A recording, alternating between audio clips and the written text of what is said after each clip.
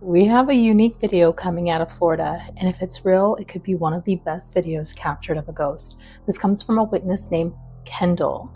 They were looking out the window when they saw what they think may be a ghost walking across the golf course. Now, of course, people are chiming in saying it's just a reflection, but keep in mind, there's nobody else in the clubhouse or behind the witness. So if it's a reflection, coming from where and who? Or is this truly a ghost? Take a look at this video, comment below, tell me what you think.